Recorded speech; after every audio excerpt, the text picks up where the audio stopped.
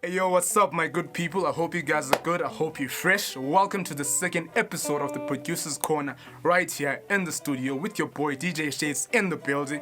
On this episode we've got a very special guest who goes by the name of Masentle Theba, who will be chatting with us about social media content management, campaign presentations and proposals. So stay tuned, I've got some awesome guests in the studio as well. Got a new vocalist and we've got a man on the keys, man, so it's gonna be a great episode. I hope you guys enjoyed the music. I hope you enjoyed the vibe. It's your boy in the building, Producer's Corner Season 1, Episode 2 away. In this segment, I just want to explain it to you guys a bit. I'm going to explain to you what I'm doing as I'm doing it. I'm not going to get deep into it because, not everyone who's watching is a musician.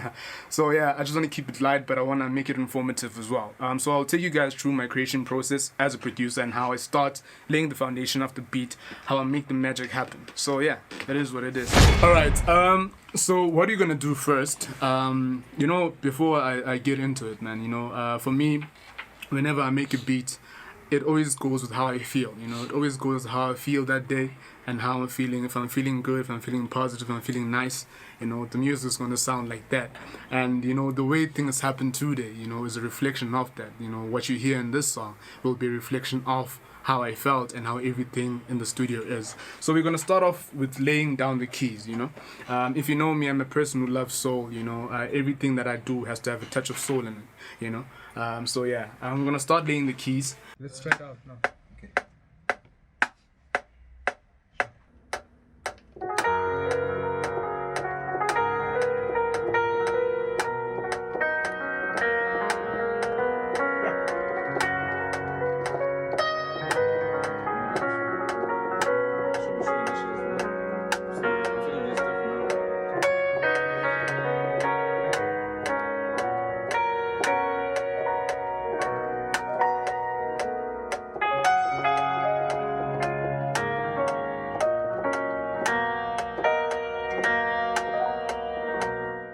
Gonna be beautiful. So. Hey bro, let me just put on some drums then. Okay. So now I'm gonna put the drums on and give it a bit of rhythm. So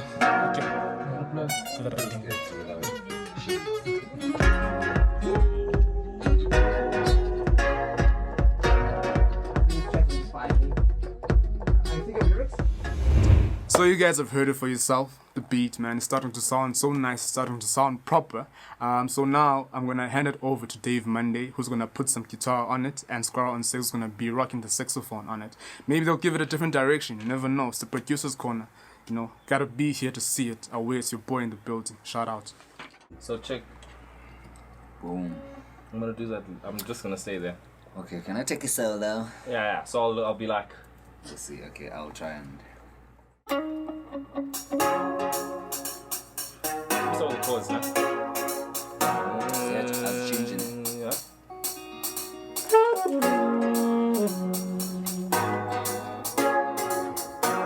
Easy tone. A little bit more volume, yeah.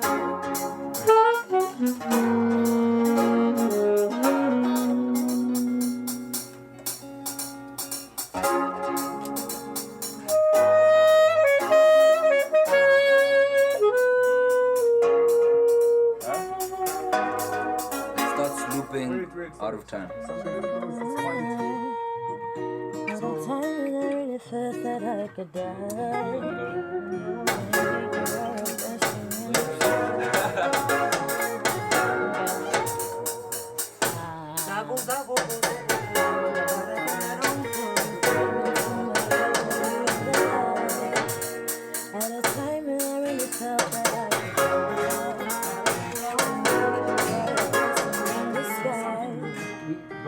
I feel like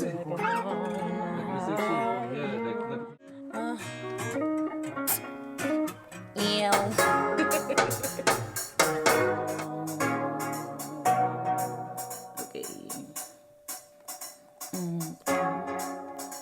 Yes, I feel like I'm on a high.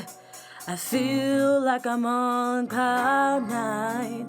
Yes, I feel like I'm on a high. I feel like I'm on cloud nine.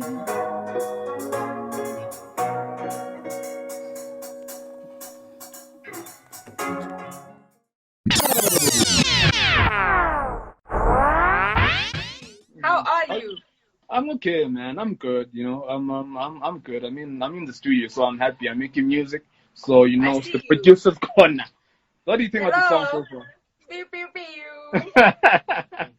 What do you think? What do you think of the song so far? Like your personal opinion so far of the whole vibe of the producer's corner, like on My this. personal honest opinion is that this is a really beautiful concept. It's so nice to see like the synergy in the studio, to see everyone doing their thing, because not only are you in your element, but everyone else is also in their element, and it's like this magical connection of energies.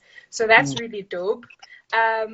Yeah, I think this needs to be done on a regular. Just keep on pushing until it gets to where it needs to be. It'll get there. To answer the question, who am I? My name is Masentle. My handle is Masentle the BA.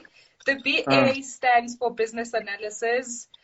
That asked if you're nasty, but that's a subject for another conversation. And so what I do, I've got them here finally. I've got my notebook here. I'm ready too. So what I do is social media marketing. I work with a lot of small businesses, brands, influencers, and I show them how they can grow their online presence, how to come up with different UX strategies, come up with campaigns to make more money online, and how to grow their businesses using different social media platforms. Apart from that, because you also mentioned Digify Africa, I work at Digify Africa as a facilitator, meaning that I host sessions with groups of people. Obviously, because of COVID-19, we're doing that online. But I host sessions with different groups of people, mostly small businesses, because Digify focuses on businesses. But by saying business, I'm not boxing people from different industries out. As much as we're having this conversation together, I see you as a business person because you're an artist. So we talk to businesses, teach them how to use different social media platforms, literally have a step-by-step guide to say, if you want to do this, you need to click here, click here, click here, click here, click there, done. Now you know how to do this, go kill it. So that's what I do in the space in Digify Africa. And yeah, it's something that I've been passionate about for since you met me, years ago. Do you remember what I said to you when I met you? And I'll never forget this. and I don't know if I should say it here, but I feel as though, why not? Like, I remember I met you, and it was a sunny day, I remember. And you were doing your photo shoot, Yeah. And I was helping out. Now I was holding the reflectors. I'm like, yeah, Mara. And it's so crazy how you meet people, and turns out, like, you are this dope person who knows so much about social media, of which that's something that I need knowledge of. And, the other artists out there as well, who need, and who might not see the importance of social media, because that's where the future is. That's where we're at now, And so, yeah. But anyway, if it was a live Instagram for something, just chill vibes or whatever, I would be sharing all the stories. But now we on the producer's corner, so I have to stick to the theme. Please stick to the theme. Yeah, I have to. You know how we do these things.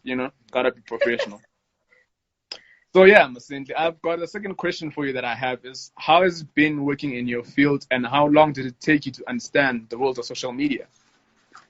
Okay, I've been in the space of social media I'm not going to account the time that I have spent on social media as a user, just as someone who uses different social media platforms because it's fun being there or for whatever reasons. But I got into it professionally, I'd say 3 years ago. That's when I got my first gigs, like working with different types of brands, working with influencers, collaborating, finding ways on how to pitch and get some gigs, and working in different agencies. It's been 3 years now.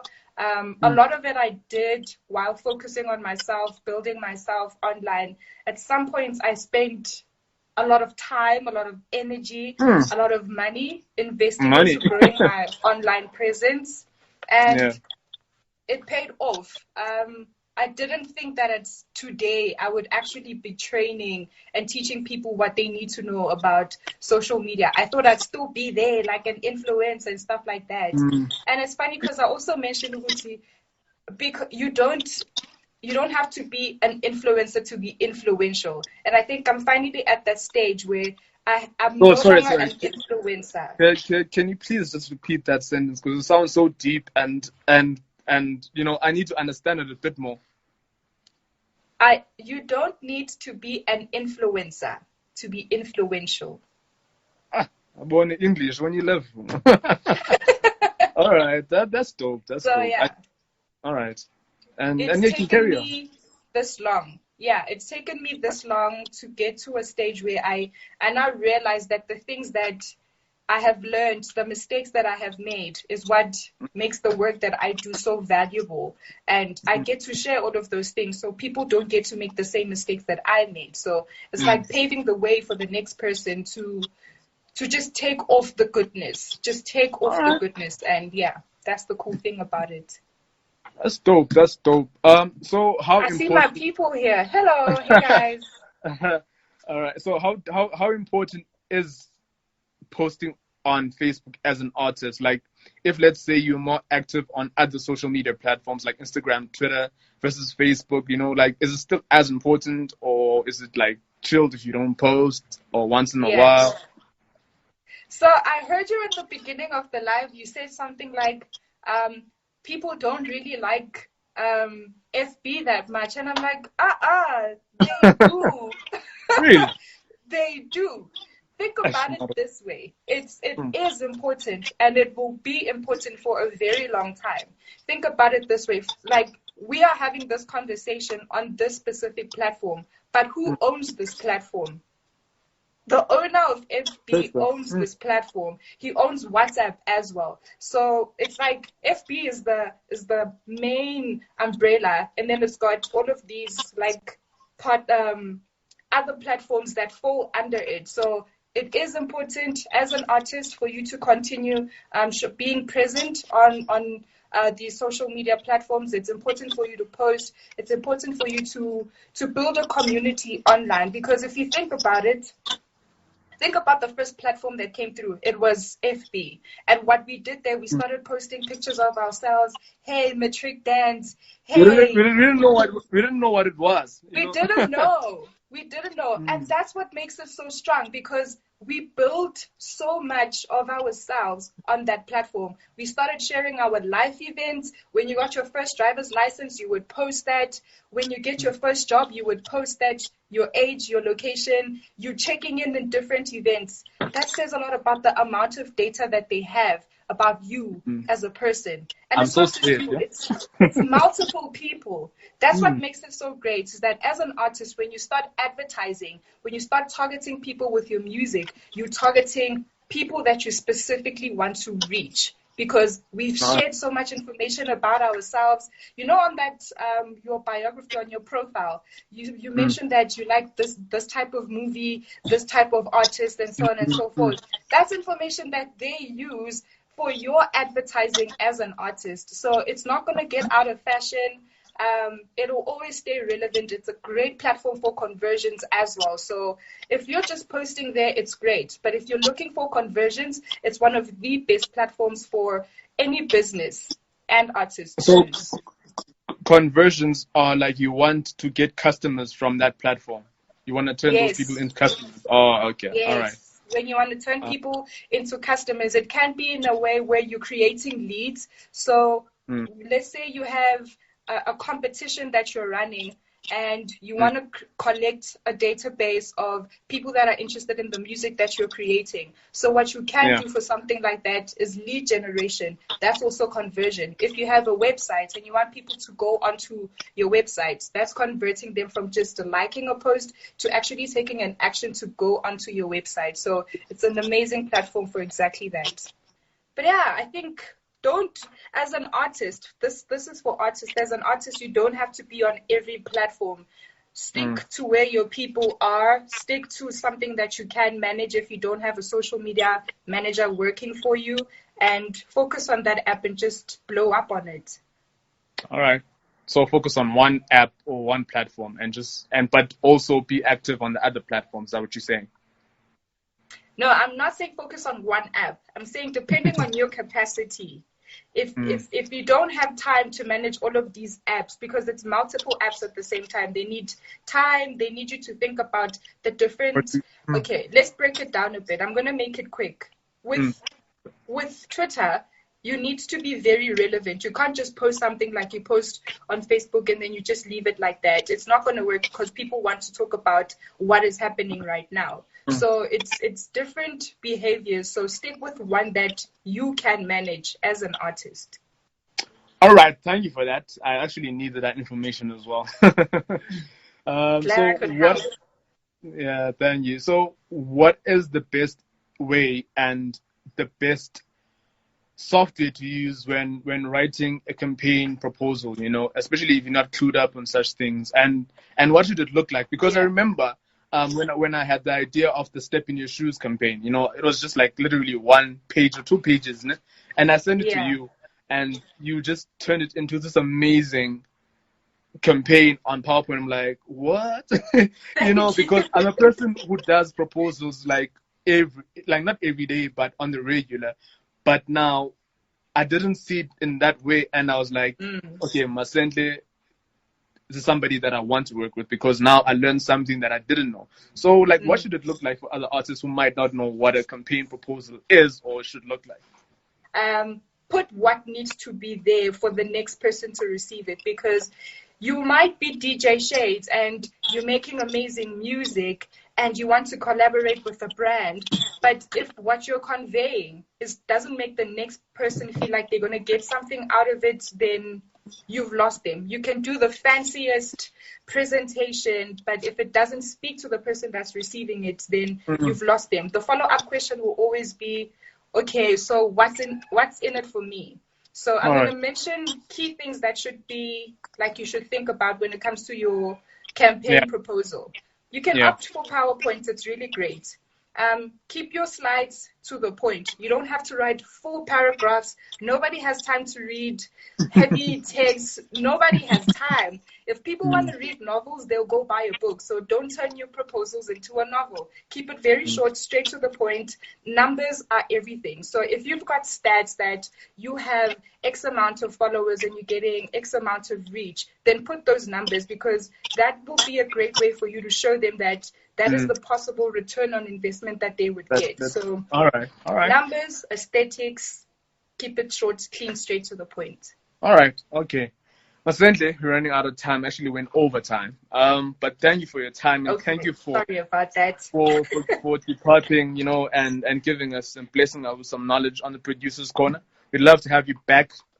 Zama just joined us and we are about to end. But we're gonna have her on next week though. Zama Africa, watch out for huge talent. Nice. So yeah. But anyway, thank you very much, Masentle, for taking your time and for coming through on the Producers Corner. And yeah, man. Hope to see you again. Enjoy your evening. Yeah. Thank you so much for having me. This was awesome. Thank you so much.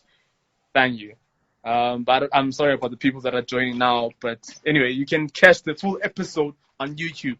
Okay, you can end the call. Okay. Bye, everyone. Thank you. Okay. Bye.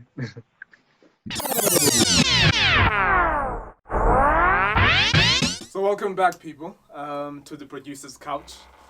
This part of the show, man, is where the music is done.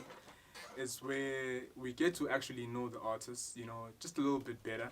And so that it doesn't have to always be something serious, just for you guys to get to know them, a bit of their personality as well, chill vibes. The work is done, the music is done, it is what it is. Your boy in the building. Let's go. Loco. I know you're tired. I know you've been here the whole day, We've been putting in the work. Just ask a couple of things that I actually want to ask you, and that will help me as well to understand you and everyone else to understand you. Just tell us, where you from, dude? Originally, where you grew up. How was it? Just briefly. Okay. So I was born in Cape Town, and then I think when I was still in 6 to 7 years of age, I moved back to my mom's side of town in Queenstown in the Eastern Cape. And yeah, that's pretty much where I grew up. and I moved back to Cape Town to study, and then I've been in Joburg now for I think 3 years. Alright. So yeah, to pursue this whole music thing. So that's about it. All right. Today's song. How did it make you feel? Today's song, number one, what I will say, there was such a nice, light-hearted feeling about it, and I feel like it was one of those songs where, for once, I for some reason I love writing about love, but with this one, I feel like it was one of those songs where I wanted to give, homage to friends or like people that have been influential in someone's life. So it was one of those songs, like especially during this time, I just felt like it made sense to just write in a very like sentimental way and just giving thanks, because we've been through a lot this year, quite frankly. That's true. That's actually very true. So, last question. How does Lou, 5 years from now, how does her day start?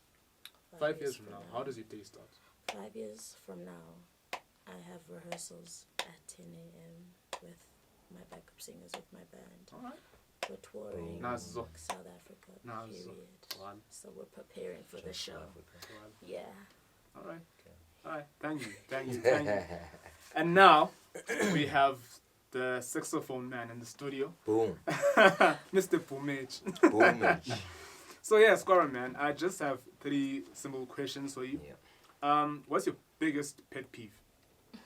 What is that? Just Like what's the biggest thing that annoys you? Okay. Let me try and think of one really quickly. I'm blank, man. I'm shooting blanks here. But I probably think in my line of work, what annoys me very much is people that want you to come and work for free, for exposure. That that peeves me off. So right. that's why. All right. Okay, fair enough. I'm gonna ask you the same question I asked Lou. 5 years from now, how does Squatta's day start? I am waking up, and when I open the window, I'm right by the beach, Nice. my beach house. I'm just chilling, because we've made this money, and we're living the life that we've been dreaming to live. All right. If you weren't a saxophone player, which other instrument would you play? Because I know you do a lot. Yeah. I'd love to learn the bass guitar. Bass guitar? Really? I'll probably play the bass guitar. All right. Anyway, guys, those are some of the questions. Actually, those are all the questions that I had to ask, because it's a very short segment. People are tired. People have things to do. Have to listen to our president speak to us tonight. So yeah, man, tune in to the Producer's Corner again next week, next Sunday, when we're doing this again. So there you have it, guys. It's the Producer's Corner. It's how we do things. We had the music creation process. We showed you guys how we do it. I showed you, what I do and how I do it, and how everything and everyone, works together to make a song. And we also had the lovely guest and a hopefully informative interview, and I'm hoping that you guys learned a lot from it as well, from our guest Masentle Theba, all the way from Digify Africa. Be sure to check her out as well. So yeah, it's the Producer's Corner, it's a journey, and I feel like I'm blessed to have you guys who are watching it and who are a part of it, because it's a journey into my life, and to my journey and my story, and the artists that I work with, it's something that you guys will understand as it grows and as it happens. It's part of a bigger picture, and this is a part of it, and very important part of it. So yeah, tune in again next week, same time, same place, with your boy in the building. It's the Producer's Corner, yo. DJ Shay's in the building.